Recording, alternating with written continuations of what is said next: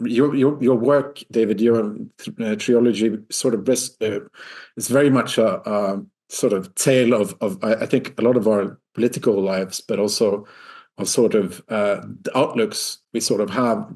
Me and you, we always talk about this thing that we sort of were brought up as these sort of Mm. globally open liberal people who are supposed to be very much anyways, right? Thinking about politics for the last 10 years, I think we've sort of grown into appreciating just how much of a somewheres that we are. Mm. And like this podcast is a result of that, us being very much Swedes, which is interesting because your sort of work goes on discussing the dignity of work and also now in the latest book the sort of care that comes into child rearing, but also caring for children and in each other.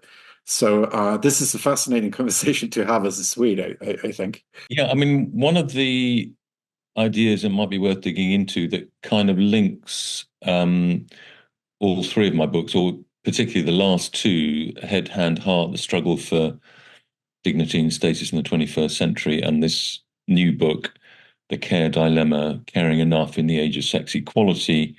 I think one of the ideas that kind of links the two is that a sort of critique of anywhere bias is sort of what links all three of the books. But I think it comes out particularly strongly in the last two, is this idea that society is essentially, or increasingly, rich liberal democratic societies are designed for people of high cognitive ability.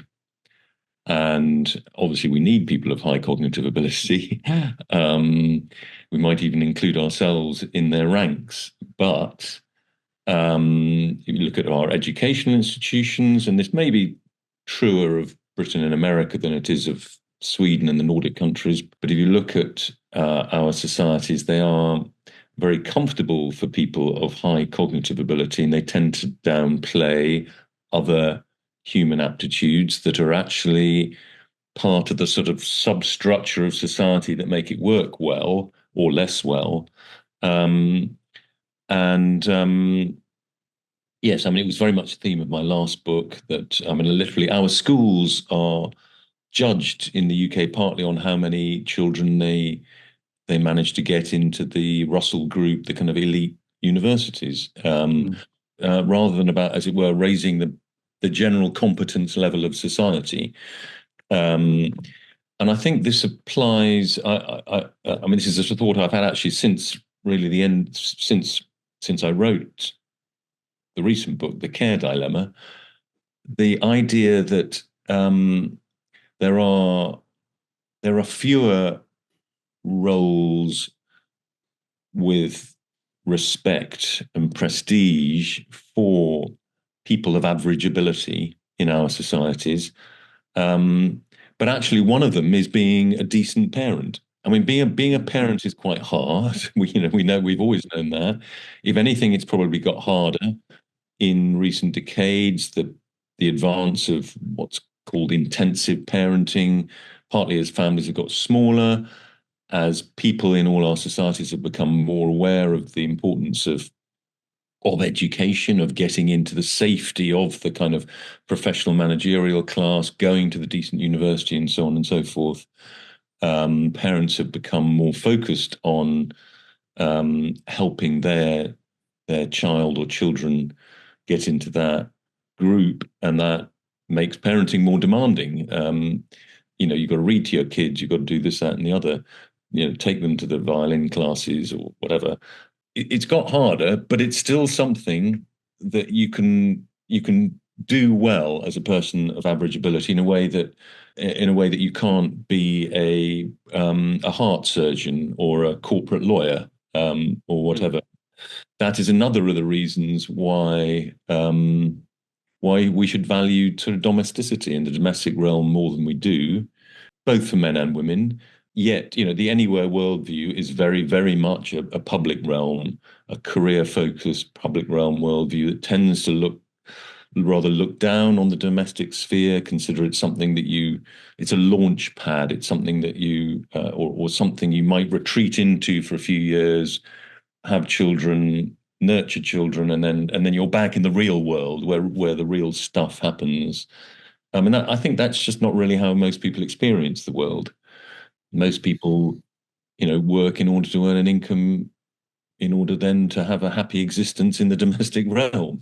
But anywheres tend to be much more work focused, professional work focused, and have more of their sense of achievement from the world of work. Who was it? There was this woman I quote in my book, Catherine Hackim, a British sociologist, who talked about British women being divided 20-60, 20% who are overwhelmingly career focused, still maybe interested in having a child or children, but would be back at work within 3 months or 6 months, expressing breast milk and making sure there was no hiccup in their professional advancement. 20% very much family focused, family first, may also work, but working merely to for the means to sustain the family, and preferably part-time. And then 60% who are so-called adaptive women who are who want to balance both of these things, but particularly when children are preschool, want to focus more on the family and work part-time.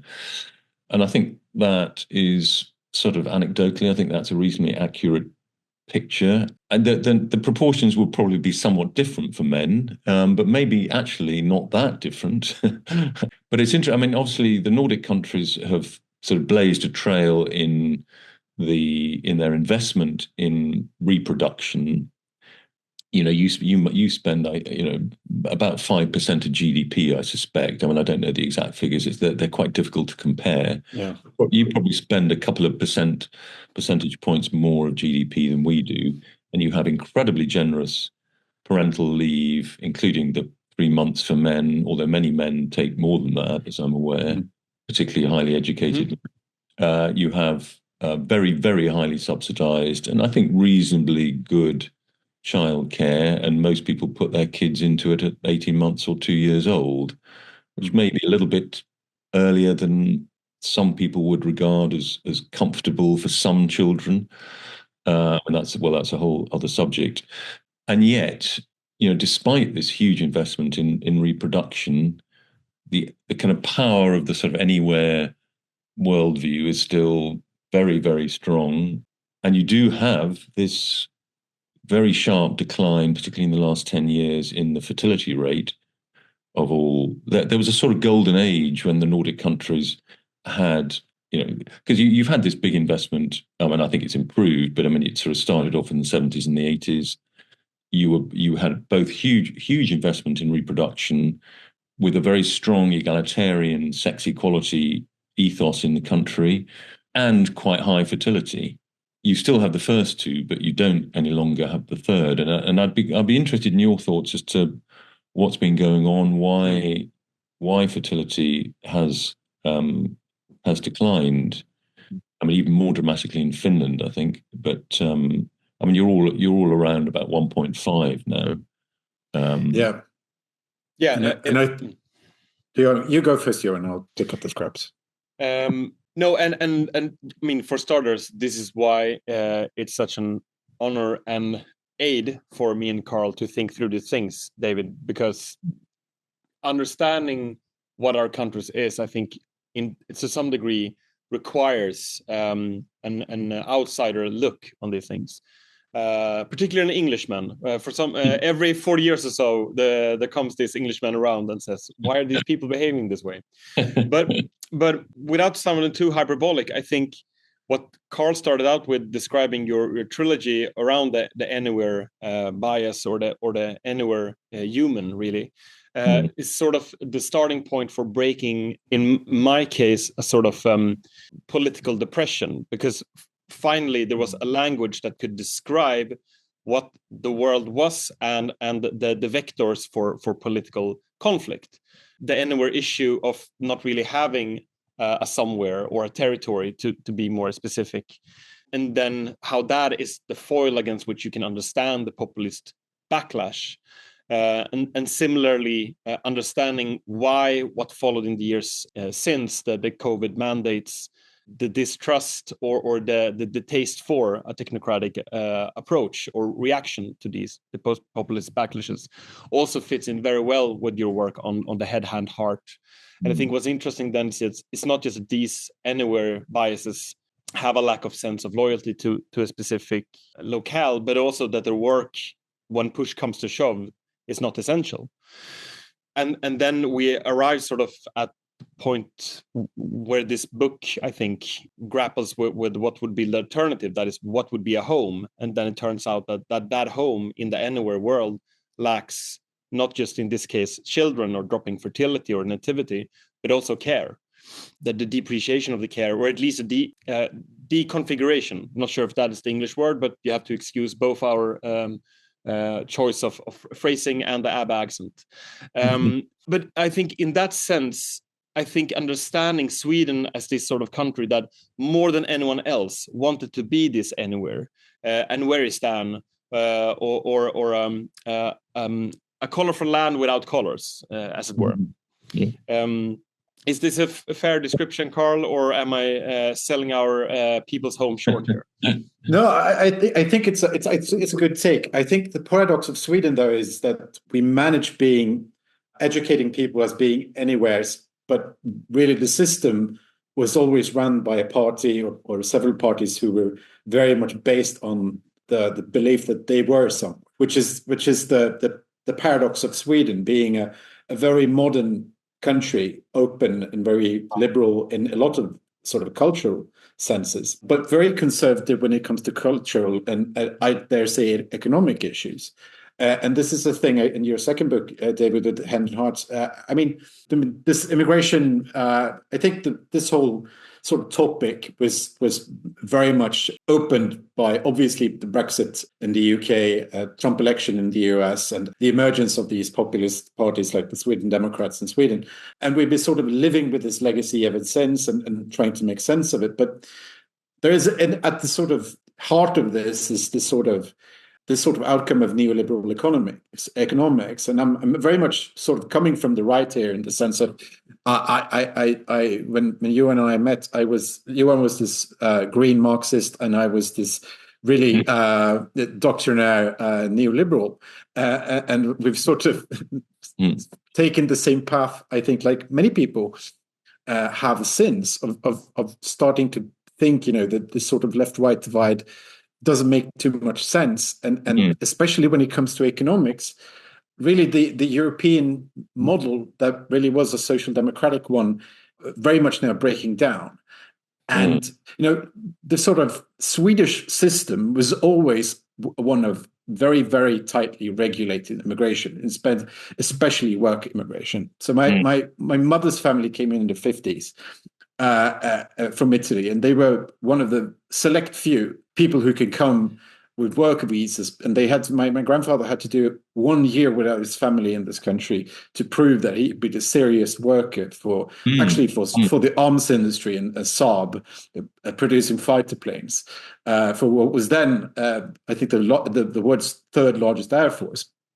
But this is sort of left me both like a hyper Swede in the sense that my mother's side are really from the sort of era of high social democracy in Sweden, and very much products of this. Like the joke in my family is always like my dad is really the Catholic, my mother is really the Protestant, in the sense of culture, right? Because my mother is very much Protestant in this sort of social democratic way, and my father being slightly more, upper middle class, and she's working class, being this more like the anywhere, right? And this is the sort of paradox, because the gender sort of aspiration tends to be the opposite. But this is like, for me, Sweden it's this curious case of being very in the front of progressive politics, of sort of modernist experiments, but being underneath it all very conservative, which you're a very sort of groupist society. I mean, you tend to move, as a herd. You were very social democratic. You were very culturally open, and absolutely committed to ridiculous levels of immigration, and you've sort of shifted as a herd in the last few years. Not all. But sorry to cut you off, but I think the immigration thing is Carl, actually we need to cancel David. Don't you feel the heat pumping up when he starts criticizing us? We can't have it's like, I think policy-wise, yes, our parliament was very much for it, but there was never since the 90s. No, of course. I mean, among the elites, I suppose I'm talking elite Sweden. Yeah. Or the way by which you could become an elite. It's the aspirational culture. Yes. Yeah. I mean, you were a kind of small country. It was a small country attitude in that sense. I mean, you just can't do that in a bigger country like the UK, or certainly not like America. But what's so fascinating about Sweden is who's that guy? He's based in America now. I'm sure you know him. I've forgotten his name. I've met him a few times. He writes about Sweden's statist individualism. I can't remember if he used that. Yes, you mean Lars Trägård. Yeah, exactly, Lars. Yeah. I remember reading his book. It was translated into English, and he has this amazing passage. He sort of goes back into the roots of social democratic Sweden and actually how individualistic the form of social democracy is. Is it Myrdal? Who is the woman? Alva. Yeah. She has this. She writes in her autobiography or somewhere. She has this epiphany. She's sitting on a log, age 14, and she suddenly realizes she's completely alone in the world. Yes. Well, actually, you're not completely alone in the world. You've got a mother and a father and siblings, and But this social democrat with such kind of individualistic sort of impulse behind her. I mean, it's Pippi Longstocking. These kind of females who sort of with no connection in the world, no parent, sort of free floating creatures. But it's also because I think when you say like we dedicate 5% of GDP to these kind of child rearing or collective child rearing services, it's not. I think the way to understand that it's not an economic question, because you already view the state as yours. The taxpayer money is paid to yourself. And I think this is, I mean, it's not the starting point, and we're not talking about chicken and egg here, but it is the feeling of paying tax that needs to be communicated here that makes someone like Pippi Longstocking credible. Alva Myrdal's feeling of being alone is made possible because the state is that blanket that shields her. Yeah. And yet you've ended up, you have this sort of funny mix of, almost a sort of maternalist form of feminism. I mean, in the generosity of your parental leave. And also, if you have 2 or even 3 children, you can spend 5 or 6 years out of the labor market pretty much on full pay. So it's, on the one hand, it seems to the system kind of reinforces almost a traditional feminine nurturing role. And yet, on the other hand, although it opens up that possibility, it also at the same time sort of discourages it and rather looks down upon the relatively few women who do indeed stay at home and look after children for longish periods of time. They're considered slightly eccentric, and that if you don't put your preschool child into childcare at 18 months and go back to work, whether it's a boring office job or a highfalutin professional job, and compete in the kind of male default version of feminism, versus the sort of maternalist feminism. There are kind of elements of both in some ways in Sweden, but only one is sort of approved of, really.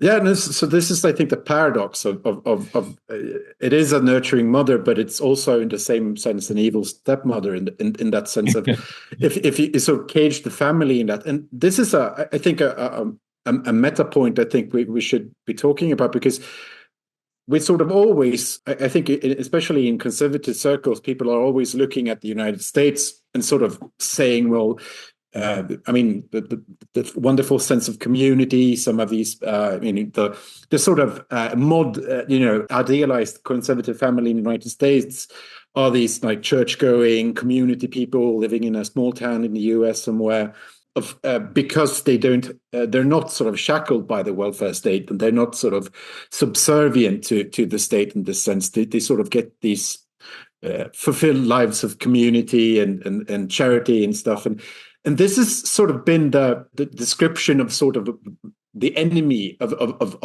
both me and Johan's childhoods. I think we've always been sort of nurtured to believe that this sort of American individualism sort of leaves you at the end on the street, sort of dying in a ditch without healthcare and without anything. And I think this is the sort of paradox in Western Europe, that we don't really have a model for the future, in the sense of that this sort of welfare model cannot be sustained because, I mean, you have to be productive to work within it. And this is the problem, right? Because if you're productive, you're probably one of these anyways who don't sort of favor child rearing. But the people who do favor child rearing, and why our sort of nativity numbers are even at 1.5 per person, is because of immigration. And we have a lot of people from the Middle East and Africa and whatnot who don't have any problems with, rearing 4 or 5 children. And this is the thing, right? So either you're sort of left with sort of dreams of a idealized sort of 50s American family, or you're sort of left in this whole third way sort of Blairite or social democratic welfare state conundrum, where sort of costs and have to be balanced with this. But one of the reasons why the costs are so high is because we've transferred so much work from the home into the GDP economy. I mean, can you explain that? Just lay it out for us.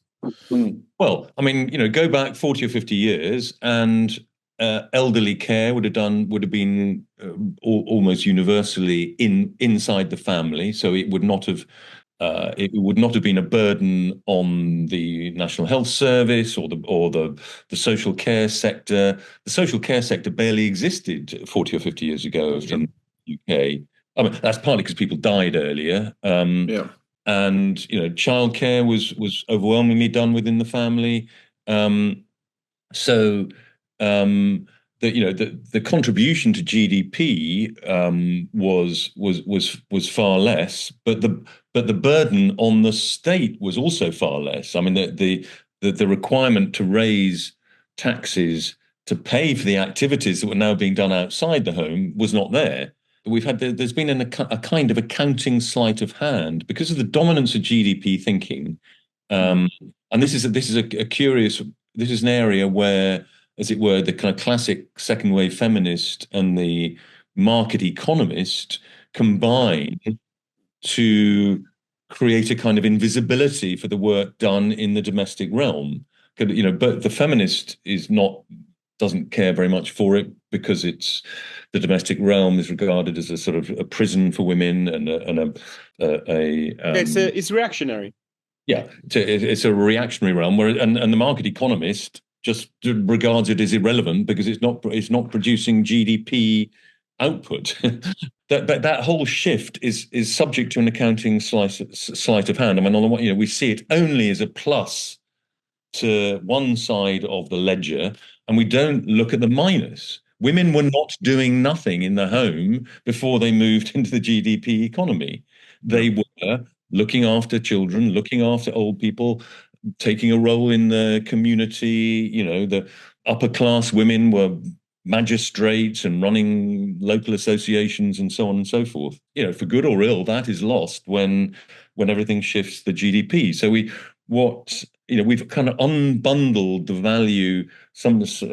I'm quoting somebody else here. We've got to unbundle the value in family life and claimed a great victory, whereas actually not that. I mean, or rather, we transfer where we used to have one breadwinner homemaker economy. You had one GDP breadwinner and one dependent wife and children. Now you have 2 breadwinners, 2 full-time workers, and a third person who's looking after the children in the GDP economy. So you've gone from 1 to 3, and it seems like an enormous advance. And you could say, well, it is an advance in some ways, but it's also just a reshuffling of the work that was being done. This is also a very interesting sort of intergenerational discussion, because when I talk about these things with sort of my family and my parents' friends, you always sort of end up in this sort of, but I mean, there's a lot of opportunity nowadays.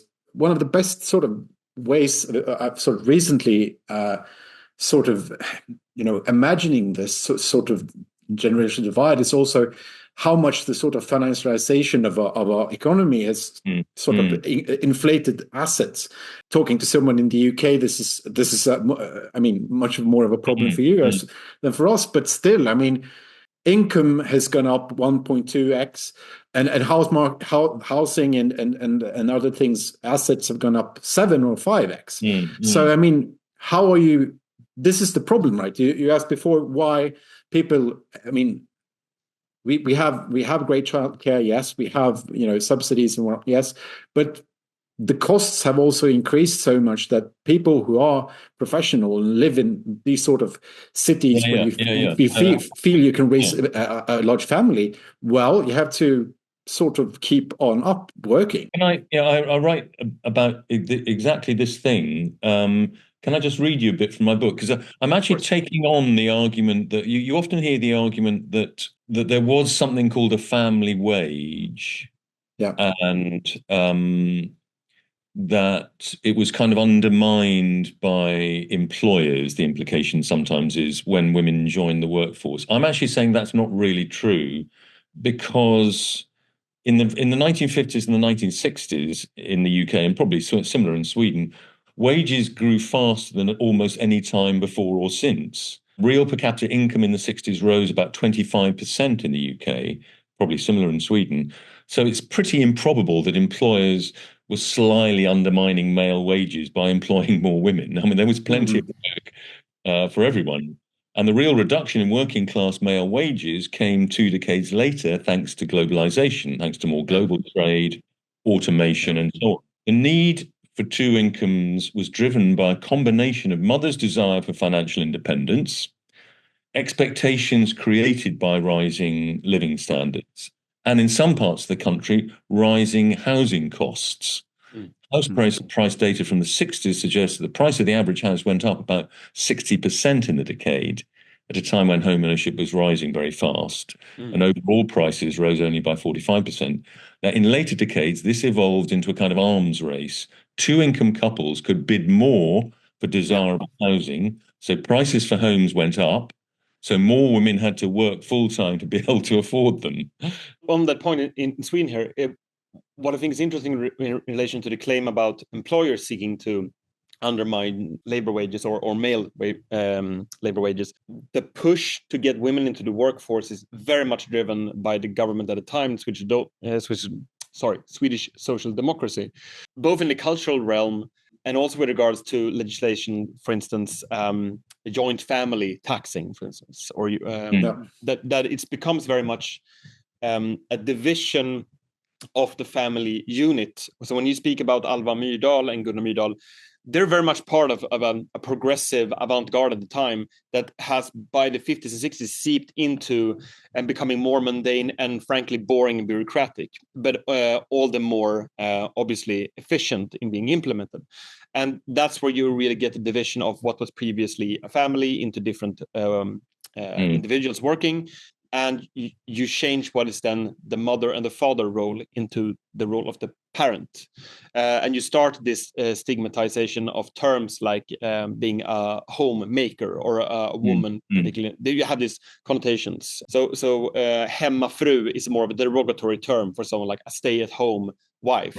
So as to it becomes low status. Yeah, you drive home the point that this you are, if you use the anachronistic parlance of intersectional analysis, you are below the man, and thereby you need to be understood as having to strive beyond it, and he is the one guarding you from liberty in society. So it's not an employer push. I mean, you can talk about Sweden being corporatist at this time, but it's very much mandated by the government. But it's also obviously a function of culture as well, right? I mean, and this is the sort of interesting thing, because you can have all these incentives from the state, from the economy, but people are still going to sort of follow, as it were, their sort of intuition to realize their own potential. Nowadays, right? And this has been a thing basically since the 60s as well, in a sense of trying to, I mean, trying to be yourself, and this sort of youth language and this sort of movement started in the 60s, and sort of now we can see the sort of implications of it in a sense. But I think that's some of the hardest discussions I think we're always having and thinking through, especially when reading your work, David, is how this seems to be one of the things that's sort of immutable in the sense of how can you could talk about politics and you could talk about policies, but when the culture is sort of so very driven by like amusement and amusing yourself to death, sort of analogy and book, right, of just caring about today and the short term. Hence, this paired with this sort of market liberal feminist culture makes a formidable force. Obviously, none of us are saying we want to return to the 1950s. We don't want to return to let's make this into a proper standpoint theory then, from a feminist perspective, that Carl is a homemaker in Sweden, partly because of his Italian legacy and the need to have proper Italian cuisine, and you can't insult the pasta and so on. So you make the food. And I'm recently then divorced, and you, David, have also written both charitably and slightly with critique with regards to your own previous marriage, which I'd like to come back to. So there it is. Now you can make the point of what is the actual case then. The argument is now, equality is well enough established, I mean, perhaps particularly in Sweden, but in both of our societies, that we can afford to be more pluralistic about things. People can, back to Catherine Hakim's 2020-60, women should be able to, and men sometimes, should be able to stay at home, and what they're doing there should be honored and valued, because we also podcasting. Yeah, yeah. Well, I mean, there's a quote that I'm very fond of from a very liberal American academic woman. You may have heard of her, Anne Marie Slaughter, used to work for Hillary Clinton, runs a big think tank in Washington. She says, "My generation of feminists was raised to think the competitive work our fathers did was much more important than the caring work our mothers did. Yes. Women first had to gain power and independence by emulating men. As we attain that power, we must not automatically accept the traditional man's view, actually the view of a minority of men, about what matters." I mean, that quote sort of sums up what I'm writing in my book, really, about this aspect. There is a huge cost to the way we're currently doing things, not only an economic cost, as I was saying earlier. I mean, what makes female autonomy and economic independence possible, the movement of women into the labor market at all levels, what makes that possible is a huge extra cost on the social state, which is fine. I mean, it's a price we're happy to pay, but it also has more negative consequences, certainly in the UK. And I'd be interested in the comparison with Sweden. I mean, our levels of family breakdown are now very, very high indeed and continue to rise. So nearly half of children in the UK are not living with both of their biological parents at the age of 14. We have highest level of single parenthood in Europe. About 25, nearly a quarter of all households with dependent children are single parent households. Of course, one supports single parents and we support them in the tax system, and there's no stigma attached to it any longer, and that's all well and good. But it's obviously still much harder to bring up children well in a single parent household. Many people manage it, but many people don't. And single parent households are obviously hugely overrepresented in the poverty statistics, in the failure at school statistics, and so on and so forth. The economy is going to survive perfectly happily, particularly with AI, if people spend more time at home, as it were, creating the well-balanced children of tomorrow, rather than the frenetic, overstretched lives that now many people, particularly women, feel they're experiencing. Why don't we make it possible for those parents that want to, men and women, it'd probably be more women than men, why don't we make it possible, easier for them to stay at home, particularly in the preschool period?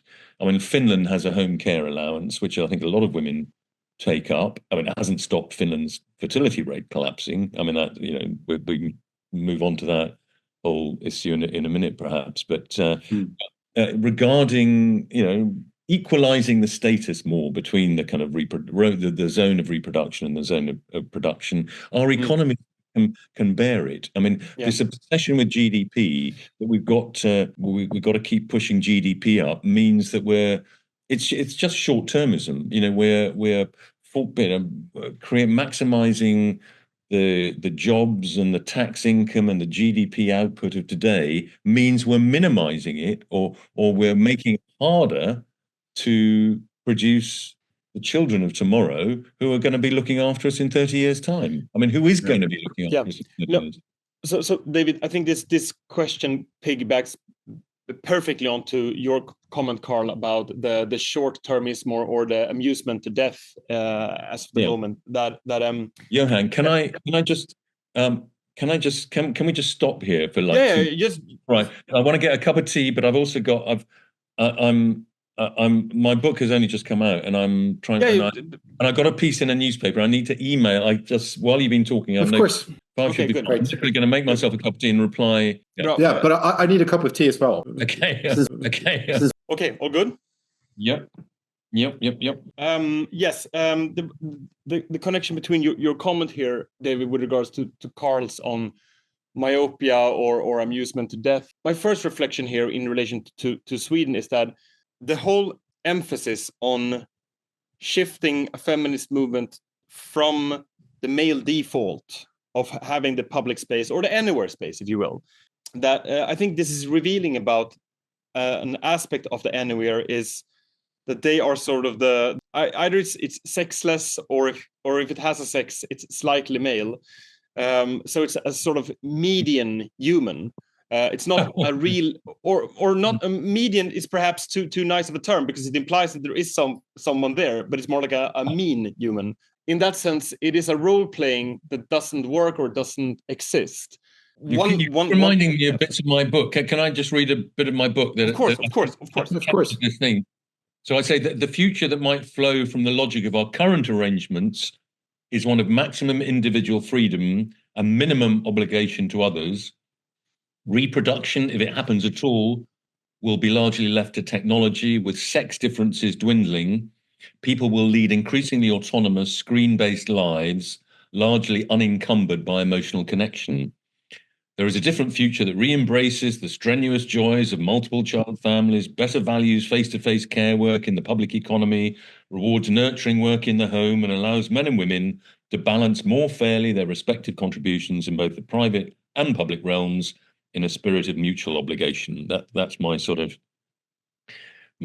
two possible futures. This can definitely come back to in terms of a question here with regards to what you described as the sort of the care equality paradigm as with regards to the balanced care paradigm that we understand you to propose and how you envisage this.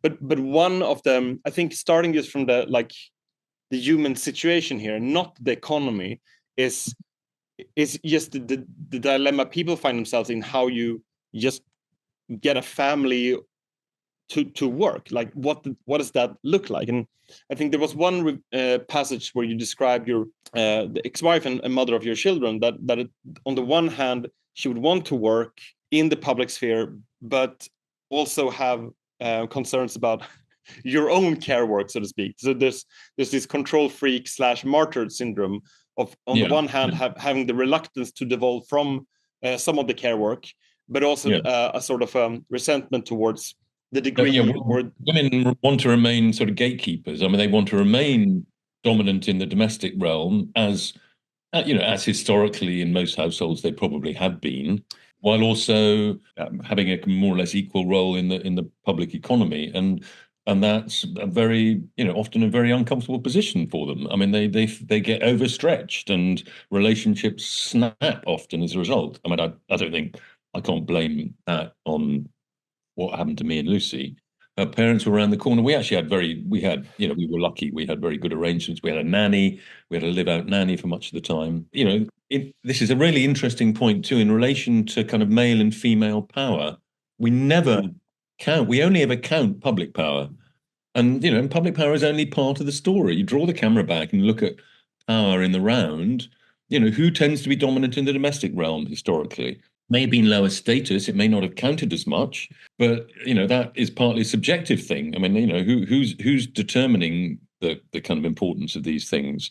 If you look at the role of women in the family as well as the role of women in the economy, the power imbalance looks very different. Yes, and perhaps also maybe one out in this dilemma is that Sweden, because of its progressivism, has had such a generous migration, especially when it comes to socialists fleeing their country. So we have so many Kurds here that you could say that Kurdistan exists in Sweden. And because of that, we have this saying in Kurdish culture that the man is the head of the family, but the woman is the neck. That there is a recognition here of female power in the home. But in the feminist literature, in a progressive country like Sweden, it is not understood as feminist to describe the needs of a woman. For instance, you cite a report here, I think Miller described the gatekeeper mother, that when the man in the home then takes more than 40% of the childcare, the anxiety of the woman would increase. So I think what you run up against here are not the possibilities of policy to fix this, or however many GDP points we put into the care sector, but rather that there are certain things that kick back in what a man, or in this case, a woman would want from life. That have it all doesn't really seem to work out, or at least not all at the same time. And I think this is really, this conversation gets really interesting, because when you're talking about the adaptability of men or women to a modern society, it is only at this point in time, really ever in our civilizations, that on these many people at the same time arrive at the point where you supposedly would have had everything that many feminists for a long time would have considered preferable or the end point in a way for their struggles.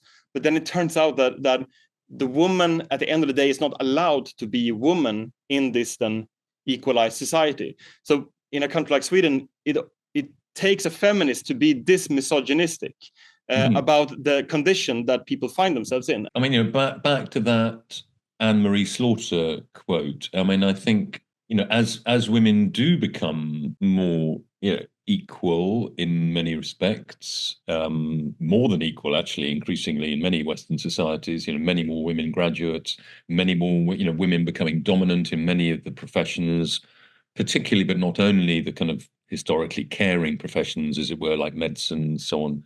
As women do become more dominant, equality issues become less of a sort of point of political conflict.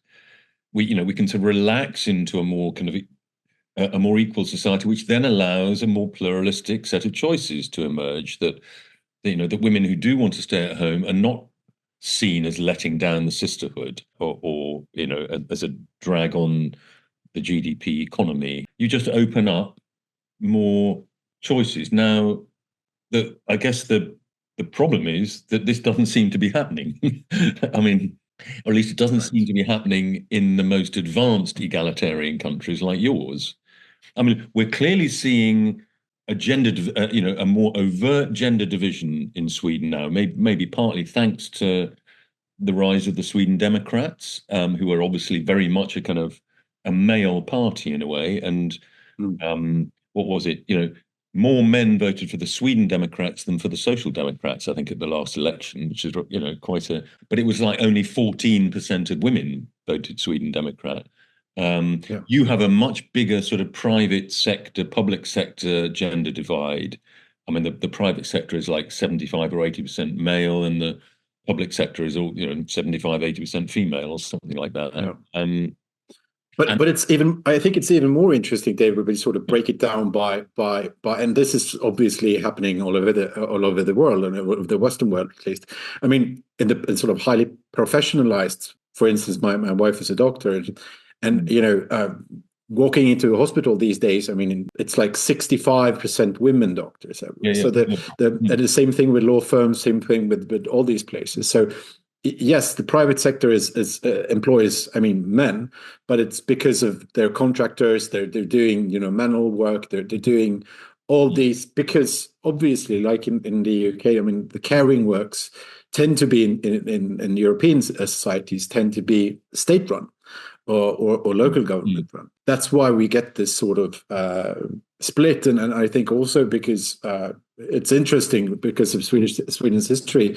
Swedish women used to work in, hospitality a lot, and then we had one of the hardest sort of prohibition regimes in European society that run actually to the 1960s. So that sort of and that sort of took away a lot of these these sort of natural habitats of barmaid and barkeeper and that sort of place. They sort of were traded and actually had, state restaurants in Sweden serving milk and whatnot to customers. And these sort of places actually were, and it's shown by research that these sort of places became sort of a springboard for women work to just flow into the public sector. And while the private sector was really in the hands of the male professions that never got sort of nationalized in that sense. I think you talk about as well, and needs to, I think, be highlighted that all these sort of divides are very much happening in the sort of anywhere, somewhere split. And this is anecdotal from my experience, but to have kids and to stay at home and to do all these things, raise a family, there are people from the professional classes, people who have the money, people who have sort of, can afford to buy, extra care from nannies, from au pairs, from whoever. And these are the people who can afford large families. If you're living sort of a regular life in the suburbs somewhere, a lot of time is spent commuting, a lot of time is spent worrying about, the raising living standards, and this sort of inflationary situation we're having. Interestingly enough, this seems to be sort of the sum total of what you've said here. It seems to be the deciding factor on the way the world is going with the American election now as well. I mean, all these here we basically have the problem of economics of this sort of manual labors in these sort of rural areas really going all in for a vision of their country that is based upon their somewhereist preference rather than the sort of anywhere. Funnily enough, has also lost the male vote, talking about the Sweden Democrat contra the Social Democrats, right? This is a thing happening all over the Western world. And I think I'm really encouraged by your optimism, but my fear is that we're sort of either going into a place that's going to be very hard for a democratic society to sustain itself because of these sort of political divides, but also maybe at the same time a sort of natalist decline where sort of our options are going to be limited anywhere. But that's also, isn't it, that the hope for the future, speaking as a pro-natalist, is surely the huge economic impact that it's already having and is going to have a great deal more. I mean, we're literally going to turn the kind of pyramid upside down in terms of younger working people relative to dependent older people. Your system literally either collapses because there simply aren't enough people to look after the old people. The right to die becomes the duty to die. We're having this assisted dying debate in the UK at the moment. The right to die could easily slip into the duty to die, or we just let old people to rot, or we have even more immigration, which is already destabilizing our societies. The only answer is going to be returning to having our own babies, and these things can change. Look at the way that attitudes on climate change shifted over quite a relatively short period of time, 5 or 10 years. We went from it being a pretty fringe sort of concern to being absolutely central to the economic management of our societies. I mean, rightly or wrongly. And I think it's possible that something like that could happen. But just to go back to the point about the pluralism, the idea that feminism can declare victory and allow a much greater variety of female experience to be expressed. As I say, going back to the Hakim 2020, that actually, maybe 20%, a quarter of women want to stay at home when children are before the age of 5 or 6.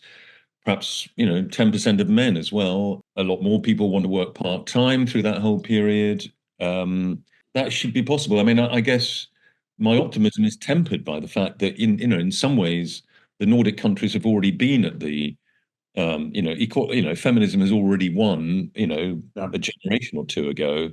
And yet you don't seem to be moving in that more pluralistic direction, or maybe it will be part of the shift. You've had the shift on immigration. Is there any sign that things are shifting in this area too, that it's becoming less low status for a woman to say, I actually want 2 or 3 children and I'd quite like to stay at home for most of the next 5 years?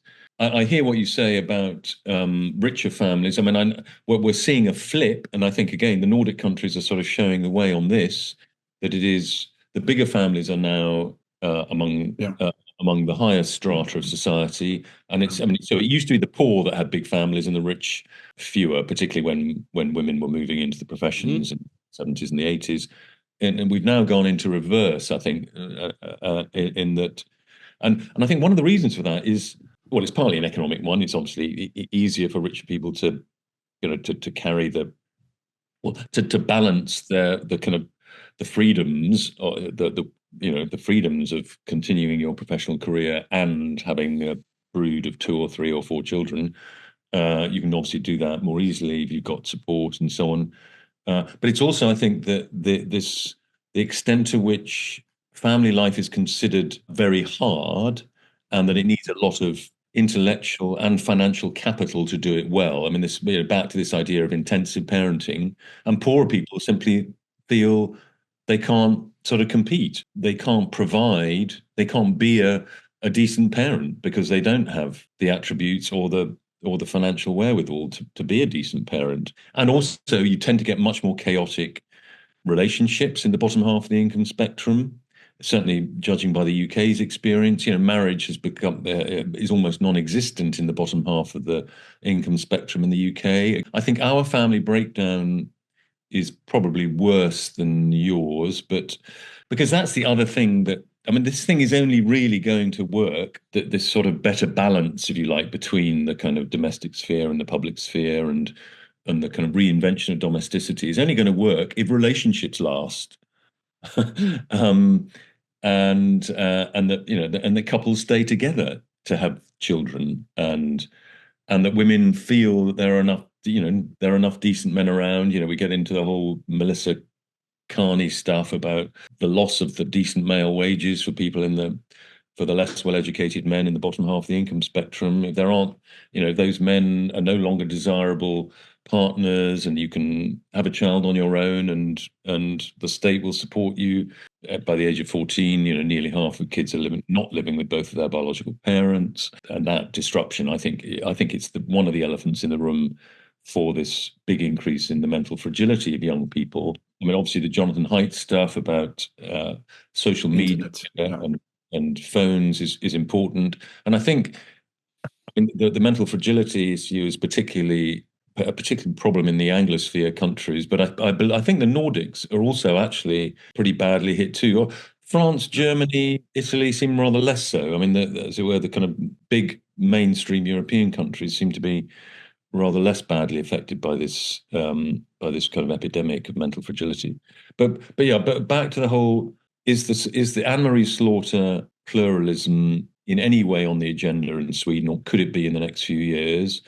And what is the family instability story in Sweden? I mean, you're having fewer children, obviously, like everybody, but are you also having fewer stable relationships between men and women? Yes, by and large, I would say this is the case, and I'm not sure if Sweden is an outlier in this regard. But what is interesting in this in relation to perhaps the UK is the discussion you bring up in the book on average the women marrying today would be more educated than the men, for instance, which would not be the case before. In relation to the argument about hypergamy or marrying up the social ladder, this becomes, of course, interesting with the family formation. So in that sense, Sweden would perhaps be more extreme in this regard, because you have also free education, and women would predominantly do more of that education than men.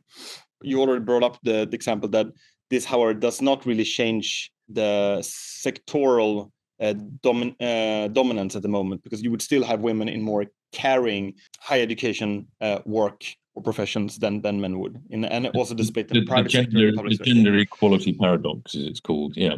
Yes, the gender equality paradox. And then you would have more men in the corporate world as opposed to women in the public sector. And if you do have women in the corporate world, you would still have, they would dominate in the more caring elements of I said caring. I didn't, it sounded like I said Karen, but I meant caring. The caring elements of the corporate sector. But this being said, two things that strike me here. One is whether or not the marrying up tendency is a phenomena or a social technique that is recent, or if it's ancient. That is this hardwired or not? Is it hardwired or not? I mean, is it software or hardware, essentially? Or if it's or like cultural hardware then? Well, I argue. I mean, I provide some evidence for suggesting that it's not hardwired, that it was the rational strategy for women for much of recent history. I mean, if your opportunities in the labour market are restricted, your comfort and your kind of future lifestyle and that of your children will be dependent on the man you marry. So hypergamy was a completely kind of rational strategy for many centuries, you might say, at least until relatively recently. When we lived in much more gender equal societies. When we live in much more gender equal societies, hypergamy is less necessary for women's wealth, as it were. I think we are seeing signs that it's sort of disappearing, although I think there's some sort of caveats to that. I mean, I think it's basically too early to tell whether it's whether there is a kind of hard, whether it is like the overwhelming number of women who prefer to partner with a man that's taller than them, for example. Is it the equivalent of that? Partnering with a man who's at least your educational and professional equal. Yeah, I mean, I think we don't know for certain, but I think there is some evidence that things are changing. Otherwise, I mean, if they don't change, then you're going to have nobody partnering. I mean, as women leapfrog over men in so many societies. But this seems to be the problem, isn't it? I think the sort of interesting sexual economy here is sort of a key to this discussion, in the sense of the upward mobility of so many women moving to big cities, leaving men in rural areas, sort of, and also being in the sort of Tinder market of the big town, and that sort of I think has been. Regards to feminism, been interesting discussion in Sweden, where sort of women are now more and more coming to the conclusion that the sort of economy doesn't really work for them, and I think it's an encouraging sign, in the sense that people are now, or women seem to be, at least in thought, and at least some of them, transcending the sort of third wave feminism, in the sense of wanting to be in meaningful relationships and not wanting to be, so to speak, the man, and not be wanting to sort of be in the ravages of this sort of Tinder dating market economy, which is very much I think also sort of a part of this whole psychological problem with finding a partner, and also sort of contributing to not finding a partner, and finding and being the problem of being in their mid-30s and not finding a stable relationship, and then childbearing becomes a real problem, which is the so-called crisis of intimacy. I mean, well, the crisis of intimacy, right, and the crisis of postponement. Yeah. When women have the same opportunities as men, they have the same opportunities to make wrong decisions. You particularly if you're a middle-class professional woman, you go to university, you probably have some post-university study, you then need to get established in your career, because financial autonomy is very important. Relationships are less reliable and are likely to be less for life than they were. So you need that. I mean, that's absolutely clear. So, you need to get established in your legal company or whatever it is, and and you look around and you're already 32, and the relationship, perhaps you've had a relationship since your late 20s with somebody, and when you're 34 it breaks down, and just when you're thinking of having children, and then you've got to find somebody else, and and then suddenly you're 38, and it may be too late completely. I've just, funnily enough, I mean, on this point about kind of the Tinder economy, and I mean, of course, there was a headline in the Times today. It was a piece. I mean, we've had the latest news about falling fertility rates in the UK. Anyway, we're now down to 1.44. I think. I think Sweden's just above us. And so there were articles in the papers about why women aren't having babies, and there was this. And I read that this morning. I don't have children, so I've never felt stuck with a man. And I just, I did think, come on, there is asymmetry here. Just imagine if a man had written that. I don't have children, so I've never felt stuck with a woman. I mean, that that would have been considered absolutely disgraceful. It's the kind of masculinization of sort of female sexuality in some ways. Why can't we play the field, forever in the way that a lot of women think that men fantasize about, which actually they don't, I think, on the whole. But this is the ironic valorization by this strand of feminism of the man, as opposed to trying to understand anthropologically what are the requirements or desires of the woman. That I think you write somewhere in the care dilemma that one comforting fact is that, well, most of the women who end up with not having children did not make that as a rational choice, that they actually wanted to have children.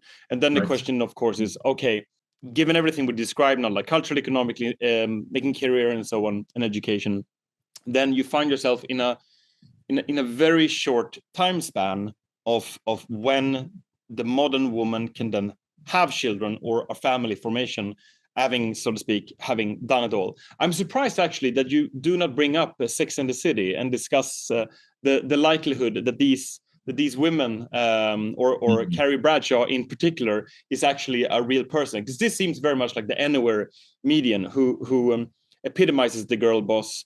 But if you would live that life, then you would find yourself in a very short time span of when you would actually find this suitable. I should have done. You're right. I mean, actually, it's partly because I just never watched it. I mean, I sort of, obviously, I kind of know what it. I know such a bigoted thing. You're being ageist towards David now, I feel, Johan. To make a more Swedish supremacist point here, that with regards to movies, because we did discuss like the family formation alternatives. There is the Ingmar Bergman movie. Yes, I was hoping. Yeah. This was coming okay. up. Here it comes. Fanny and Alexander. And of course, I'm referring to the 4-hour version or 5-hour, whichever it is.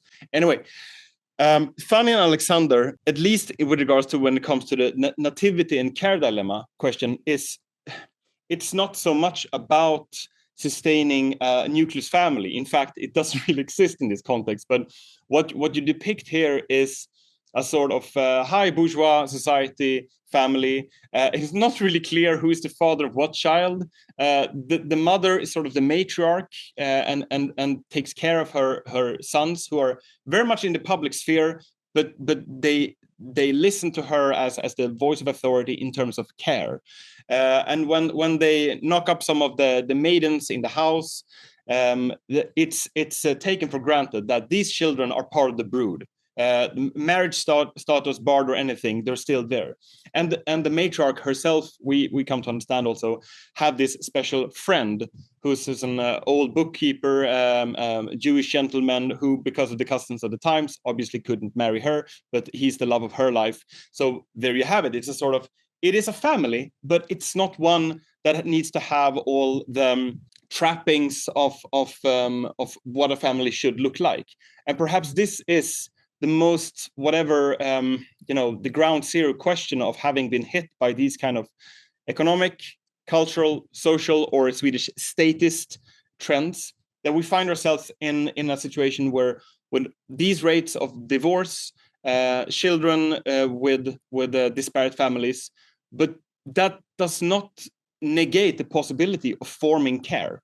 it might not look like care the way we envisaged it in a nuclear family. And I'm not making this case in terms of this is preferable. And this is not like, Burning Man 3.0 polyamory. You raise a family however you want. Of course, there are problems that come with this, but some way you could pick up parts of the feminist stance of staying with the trouble of this very messy real world, and then making work. So this would be my fun and Alexander reading of where to go at the start of the 21st century. Carl looks very disappointed. In order to kind of maximize human freedom, and the freedom to break relationship contracts more easily than we could in the past, while also investing enough in the care that we need. I mean, yes, I mean, maybe it is a kind of ideal, but it's a sort of, it does also sound a bit like a sort of hippie fantasy. I mean, they did try this in the kibbutzes and it became very unpopular. The kind of more communal child rearing. I think I think you've got to know who your kid is and to invest in particular children. I mean, this is, the left has had a long history of trying to undermine the family, hasn't it? Engels. I mean, that is one way to go, and that's probably more real. That's probably more realistic, because once we've tasted of freedom, it's very difficult to put the genie back in the bottle. But I mean, I guess the sort of small c conservative way would be to try and make monogamy work better, to try and make people not reach for the freedom to break the contract quite so easily, and to look more long term about how they might well then end up on their own, as a miserable, lonely old person, that relationships go through their ups and downs. Maybe we should be a bit more tolerant of each other's affairs, whatever.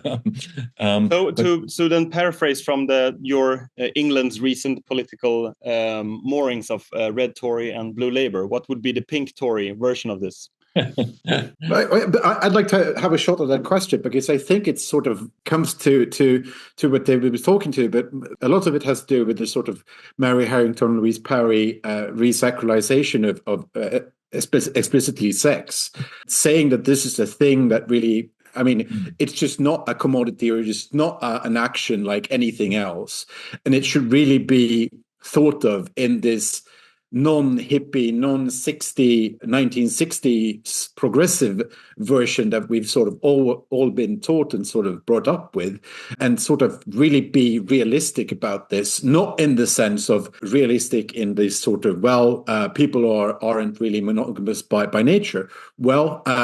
Maybe not, but we've sort of constructed this relationship and this, institution, if you want to be really big C conservative about it, and say, it's worked for a long time, and it's we really need to. And I think there's a movement coming from where we think people are beginning to think that this is a thing that should be happening not from above, not from some sort of authority of maybe a church or maybe a state, but it can really much happen from inside, from people actually realizing, and maybe, if I maybe so bold, in the center, in the heart of the anywheres, because whatever they might do, they might be into new cuisines, they may be into polyamory in the university, but when they sort of graduate, when they get a family, upper middle class people tend to be monogamous, and they tend to have stable families, and that's why they're rich. It's not because by any sort of Marxist oppression, it's because of these simple facts. Yeah, no, and we should lean into that. I mean, the failure of social policy in this area is the failure to encourage kind of lower class people to behave like upper class people. Yeah. And there's been a huge taboo about that. I mean, I have a whole chapter in my book about the failures of family policy, how even the Conservative Party, that always used to call itself the party of the family, I mean, it went along, and probably there was no alternative to going along with the huge liberalisation. I mean, look, obviously the liberalisations of the 60s and the 70s were a huge advance in many ways. Easier divorce, easier abortion, equal pay, etc., etc. All changed the game in fundamental ways, and mainly for the good. But obviously there have been these unintended consequences of making it easier to break contracts, and that has been that's had very unfortunate consequences, particularly for children. And we need to find ways to, it's almost like, you mentioned the sort of resacralization of sex, basically making it harder for men to get sex unless they make commitments. Yeah. I mean, that, it may be hard to imagine a world in which that is possible again, but at least, if public policy actually said, the stable family is a good thing, and here are the ways we're going to try and reinforce it by, so when people, in the UK case, I'm being a bit parochial here, but we don't even recognize the family in the tax system properly in the UK. Our family policy is basically making it easier for both parents to spend as little time as possible in the family. Our family policy is essentially about childcare. We don't. I'm proposing that we should have something like the Finnish home care allowance, making it easier for one parent, reducing the stress levels. So many separations happen in those first few years after a first child appears. You're poorer, you're more stressed, you're worrying about you're not sleeping properly and all that sort of stuff. Help people at that point. Give them free parenting counseling, give them free relationship counseling, make it easier to stay together, and make sure people understand before they enter relationships, particularly where children are involved, that relationships are very hard. You've got to work at them. You've got to have your date night every week or fortnight or whatever, when you actually go out and you talk to each other and find out what's on your minds. Because often you'll be at the most busy period in your life, both domestically and often professionally too. You're in your 30s and 40s. You're building a company. You're climbing the ladder professionally. There's too much going on, and people need help. And family policy, which has tended to be dominated by the left, has refused to accept the importance of the two-parent conventional family. There are a few except, James Heckman, the famous economist, who says, the family is absolutely everything, and we're absolutely crazy not to support it more. But he's very much a kind of lone voice.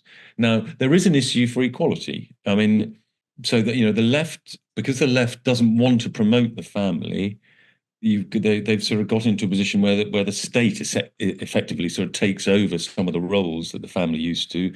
The state supports economically and so on and so forth, but it doesn't do it very well.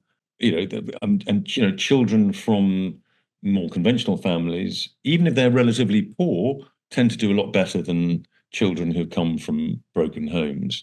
So it's hugely reinforcing inequality currently. But if in an ideal situation you did have more people staying together, then of course there would still be inequality, because families pass on their advantages to their children. But it's better to do that. Their genetic advantages, their financial advantages, their whatever. But that is still a far better outcome than having the state becoming your quasi-parent, because it's not going to do the job very well. What was the famous absolutely fabulous? It was a comedy program. Do you know what I'm talking about? Is Quite this Swedish or no, it's a British thing. Two female comedians. Then they were very kind of hippie-ish, and they had this very conservative daughter called Sappho. I know which one you mean. And Sappho was the very conservative child of these sort of hippie parents. And, I guess small c conservatives have constantly been looking for the kind of Sappho trend in the next generation, people reacting against the kind of libertine ways of their parents. I think there is a visible thing, and this is very anecdotal from my part in Sweden, and I don't think it's only a sort of symptom of Americanization, but the sort of want to have a proper white wedding is very much a symbol of sort of upper middle classness in Sweden, and I think all over sort of the Western world, our parents, I think, were basically ashamed to be married in the Swedish society in the 70s and 80s, but also because Swedish sort of law had this cohabitational sambo sort of law that didn't, if you weren't married, you were going to end up with half anyway. So the sort of state took away the need for that. Made it redundant. Yeah, I made that institution redundant, right? But still, I think culturally, and especially I think since even before, but after COVID, sort of the importance of family has only been boosted. And I think you state, and I've stated before, I mean, the sort of new methods of working and the sort of being able to work from home and these sort of things, although again comes with this sort of egalitarian or sort of anywhere somewhere aspect to it. The people who actually work with their hands cannot do this. Nonetheless, I do think, I think, one of the reasons for optimism, well, it's not necessarily exactly optimism, but I mean, one trend that sort of leans against the low status of the household and the domestic realm and the family is the fact that we have all these trends which suggest we're going to spend more time at home, kind of whether we like it or not. We're an aging society. Old people spend more time at home. B, working from home, this technology we're using here, Zoom type technology, very, very recent. I mean, as you say, as Carl says, I mean, it may be reserved to the professional laptop classes, but still, more and more of us are members of the laptop classes. So, and it makes it easier for men and women to combine having children with demanding professional careers. We've got AI, which, at some point is probably going to cut the working week, maybe even quite substantially. So again, the domestic realm will sort of feature more strongly. Men are playing a bigger role, particularly in the Nordic countries, but even in the UK, the time use studies suggest that domestic and childcare labour has shifted in the last 20 or 30 years from the sort of like 70-30, 70% women, 30% men, to more like 60-40. Probably in the Nordic countries, it's more like 55-45. Does that sort of something like that is probably, particularly the higher up the educational and social scale you go. So, again, that sort of helps to, men are more sort of status carriers than women, whether we like it or not. That will help to sort of raise the status of the domestic realm too. So I think there are all those trends. Against that, though, I mean, it's just to go back to something Carl mentioned, the lure of freedom. I mean, the fact that freedom versus family life. I mean, that family life, as we've been discussing, with the rise of intensive parenting, et cetera, family life has, if anything, got harder, and the alternative the free singleton life, even for somebody on relatively modest income in one of our societies, has got a lot more attractive in the last generation or two. I mean, if you just think, the travel opportunities for somebody on an average income, thanks to budget airlines and so on. You can go anywhere in the world for virtually nothing. This was something our parents and grandparents couldn't have dreamt of. Think of the extraordinary range of entertainment that's available to you, more or less free. These extraordinary streaming services. To think of the iPhone in your pocket, the Library of Alexandria in your pocket. Any interest you have, you can pursue down a rabbit hole for as long as you want to go. Okay, we've had relatively slow growth in European economies in recent years, but think of the kind of the culinary opportunities. I mean, almost any area of life you like to think of has improved. Yeah, and the dark side of that, I would like to add, and maybe more somber note, but like Tinder and drugs. Yeah. I mean, high culture and culinary pursuits are there, but I think and especially living in a country with a growing black market economy of drug gangs, this is the reality. I mean, amusement is not only the sort of above board things, but also the sort of sexual economy and others. So that is something that the good way of life, the stability, the good way of life that provides a good start for children, that provides stability for adults, has a lot of competition and a lot of temptation.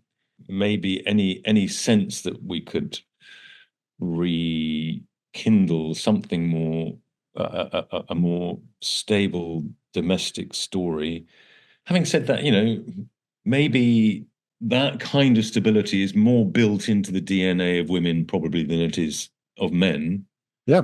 And if women have a louder voice, a bigger say in our politics, then strip away some of the sort of the kind of ideological blinkers of a sort of orthodox feminism, and actually allow a proper expression of female priorities in all of their mix, you might actually see, that is a countervailing force against the temptations of constant novelty and sexual freedom and so on, which is perhaps more tempting to men than it is to women. And hence sort of also an imperative for the chattering classes, or even, if I may be so bold, the podcasting classes as well, to be rather reticent of the fact that that this message should be crafted to women as well, and that they can be in fact won over by these sort of arguments. That the more sexy things tend to be always talk about either doom and gloom and or bold utopian visions, but what might be the most effective thing might be a rearrangement of society towards maybe opportunities to actually rear children in the 20s and low 30s. Yeah, because sort of Swedish equality has been very much male default feminism, hasn't it? Yeah. Yes. And I keep asking you this question, and you keep failing to give me an answer. Are we, back to Anne-Marie Slaughter, we now got to a point in a country like Sweden or the other Nordics where equality is so established that a broader palette of female priorities can now be expressed? Or are you stuck in male default feminism? I think there is a way out now, because one of the more common ways of describing Swedish equality is that you see it when the door slams into your face. That is, nobody's going to hold open the door for you. And that is not enough for women at this point, regardless of what job they have, what's standing in life or education. Someone should hold the door open. So the realization that they want old-fashioned chivalry to return.